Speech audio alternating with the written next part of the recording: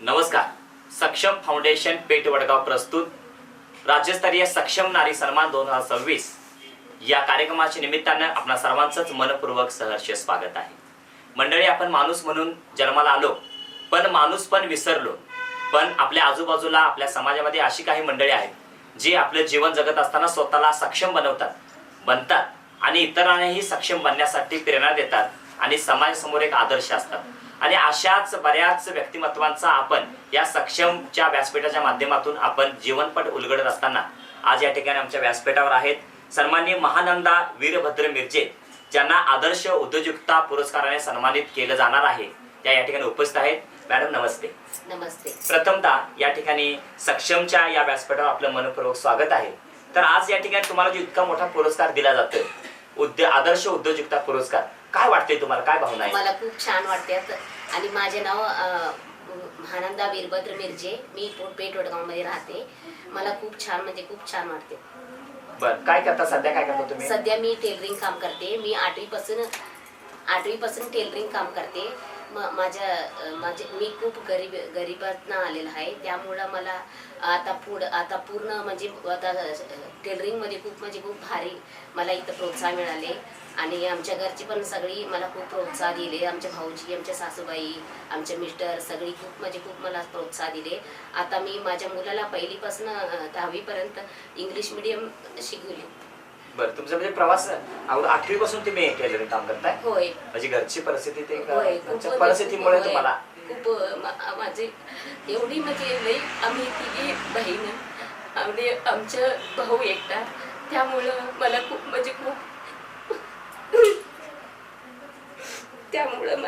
खूप हे झाले. त्याच्यामुळं आता मला एवढे गंभीर झाले. मी माझ्या मुलाला खूप शिक्षण द्यायचं, कुणाचीही हात मागू नये एवढी माझी इच्छा आहे. मला आता खूप आशा काही नाही. माझ्या मुलाला खूप शिक्षण द्यायची, कुणाकडे पण हात पसरायचं नाही, समाजात एवढं मोठं व्यक्ती व्हावं एवढं माझी इच्छा आहे. बरोबर. मग तुम्ही 8वी पासून टेलरिंग काम शिकत आहात, बरोबर? 8वी पासून मी दुसरीकडे आणि शाळा सोडली. मी सोडून मला ओळखीची माझ्या सर माझ्या ओळखीची होती. त्यांनी बुक्स दिले, फक्त अभ्यास करून मी परीक्षेला बसले. नंतर त्यांनी मला प्रोत्साहन दिली परीक्षेपासून. नंतर 10वीला थोडं शाळेला गेली आणि घरात टेलरिंग काम करतच मी शाळेची फी देणं असं भरून 10वी तर पूर्ण करायची म्हणून पूर्ण केली मी. नंतर मला कॉलेजला जायची मला काय हे नव्हती. त्यामुळं मी डिप्लोमा जरा थोडं हे करून सगळं मला मदत केली. त्यामुळं मी डिप्लोमा शिकून असं मोबाईलमध्ये असं आता यूट्यूबमध्ये येते सगळं असं मी शिवत असं सगळी एवढी आता तर कुठलं फोटो मला टाकले की ते असं शिवायचं एवढी मला हे झाली आता पूर्ण परफेक्ट. आणि आता तर काही माझी बोर्ड सुद्धा नाही माझ्या घरापाशी.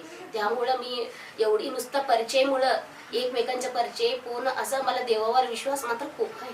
त्यामुळं मला आता तर एवढी मला शिलाई कामामध्ये एवढी खूप शिलाई येते माझी सगळी. आमचं घ्या तुमचे घ्या एवढं मला कस्टमर एवढं अशी आहे बोर्ड लावलं नाही तरी सुद्धा तुम्हाला ओळखतात आणि फोन करून येतात. आणि ते बी आमच्या वडगावात ती फक्त नाही, असं सांगली, कोल्हापूर अशी सगळी येतात, सगळी येतात. आणि खूप आता आमच्या वडगावात तर खूप मोठं कस्टमर माझ्याकडे आहेत. मग त्यामुळं मला माझ्या मुलाला शिकवावं एवढी मला खूप प्रेरणा. हे सक्षम फाउंडेशनचं तर मला खूप अभिमान वाटते. कारण ह्याच्यामुळं मला आज आता हे असं ह्याच्यात पुरस्कारचं मला खूप अभिमान वाटते. मला शिलाई शिकून मी आता एवढ्यापर्यंत पोहोचले, हे तर मला खूप भारी वाटते. सक्षमचं नाव एकदा भारी वाटतंय, बरोबर आहे. पण सक्षम नेमकं काय दिलं असं वाटते तुम्हाला? तरी काय मिळाले तुम्हाला? ते आम्हाला स्वावलंबन आम्ही खूप छान गंभीर होऊन स्त्री एक काय पण करू शकते अशी हे सक्षम फाउंडेशन बघून खूप आम्हाला भारी वाटते. हे कशी जगायचं स्त्रियांनी बरोबर समाजात हे शिकवू देते सक्षम फाउंडेशन. बरोबर. तुम्ही मागासपासून म्हटलात की आम्हाला आपल्या मुलांनी मोठं शिक्षण घ्यावं, मग त्याच्यासाठी मी शिलाई काम करून माझ्या मुलाला शिकवावं हेच माझी इच्छा आहे. मग आता सगळ्यात मोठं व्हावं, कोणाकडे हात पाय पसरून नाही, पण तुम्हाला बऱ्याच जणांची मदत लागलेली आहेच की तरी पण थोडा मदत घ्यावं. कारण असं लई आपल्याला जेवढं जपतील तेवढं थोडं मदत घ्यावं. कारण असं मी नाही माझ्या अवलंबून असू नये, पुन्हा माझ्या मुलांनी कुणीकडे हात पसरू नये, असं माझ्या मुलाला शिक्षण द्यायचं हीच माझी इच्छा आहे. बरोबर. मग ह्यात तुम्ही आता 8वी पासून आहे, आता शिक्षण चांगलं घेतलेलं आहे, भरपूर शिकलेलं आहात देखील आणि इतका मोठा व्यवसाय आता चालवायला लागलाय, बरोबर. बरी तरी बी माणसाच्या आयुष्यामध्ये बऱ्याच ठिकाणी अडचणी येतातच. म्हणजे अडचणीच्या वेळी बऱ्याच जणांना बरेच आपल्या घरची मंडळी असं मदत करत असतात. आम्हाला मदत केलेली आहे, तुम्हाला मदत केली आहे, कुणी कुणी मदत केली आहे? त्यावेळी आमच्या सासूबाईने आमच्या दिराने खूप मदत केली आम्हाला. बर. मग आता ते त्यांचे आभार मानायचे असेल काय? होय, आमचे खूप आभार मानायचे त्यांची. त्यांनी प्रत्येक आमच्या कष्टाच्या संदर्भात त्यांनी आम्हाला मदत केली प्रत्येक वेळी. मग त्यांची तर खूप आभारी मानायचे मला. खरं तर कसं असतं, तुम्ही आभार त्यांचे मानणार आहात, बरोबर. पण तुम्ही जी तुमची कला जोपासलेली आहे, तुम्ही जे कष्ट करत आहात का नाही, त्या कष्टाचा चीज आहे. जोपर्यंत आपण दुसऱ्याचा आभार मानतो, दुसऱ्याला आदर करतो, निश्चितपणाने आपल्याला आभार आणि आदरही मिळत असतो.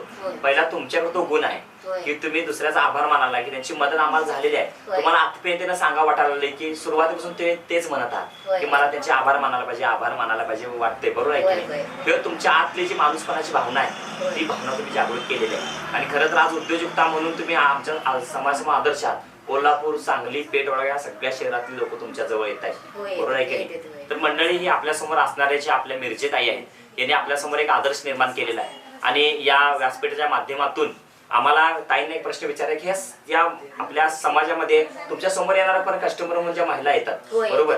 त्यांच्या समोर असंख्य अशा अडचणी असतात. तर त्या या माध्यमातून, सक्षमच्या माध्यमातून, या व्यासपीठाच्या माध्यमातून त्या संपूर्ण समाजातील महिलांना काय संदेश द्याल, काय सांगाल?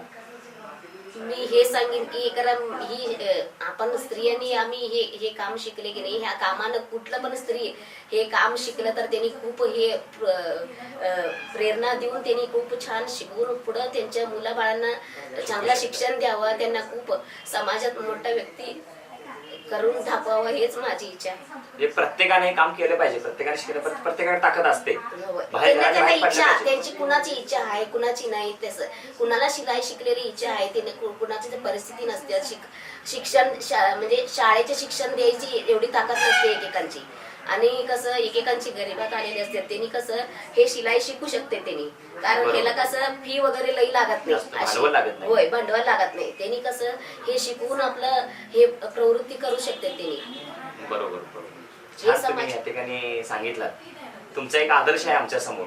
तर मंडळी, आज या ठिकाणी आपल्याला या ठिकाणी व्यासपीठ आलेल्या ज्या ताई आहेत, मिरजे ताई, तर यांच्याकडून आपण हा संदेश घेऊ शकतो की शिलाई काम जे आहे आणि प्रत्येकाला जमू शकते. ते प्रत्येक महिला त्याच्यामध्ये कलागुण असतो. जमते असं नाही, कुणाला जमते त्यांनी करावं, हेच करावं. त्याच्यामध्ये सुद्धा त्यांनी जर आपला संसार त्या शिलाईच्या जोरावरती आपला संसार चालवू शकतात, आपल्या मुलाला इंग्लिश मीडियम मध्ये घालू शकतात आणि अजूनही ते मूल फार मोठ्या शाळेमध्ये शिकावणे, समाजासमोर आदर्श बनावं, त्या जर करू शकत असतील तर आपल्या समाजातील प्रत्येक महिला हे करू शकते. हा आदर्श आणि हा संदेश त्यांना या माध्यमातून द्यायचा आहे. आपण या ठिकाणी आलेला आहात, आपल्या भावना व्यक्त केलेल्या आहात, आम्हाला हा बहुमूल्य वेळ दिला, त्याबद्दल आम्ही सक्षम फाउंडेशनच्या वतीने या सखी मंचच्या व्यासपीठाच्या माध्यमातून आम्ही आपले आभार व्यक्त करतो आणि पुढील वाटचालीसाठी तुम्हाला खूप साऱ्या शुभेच्छा देतो. धन्यवाद.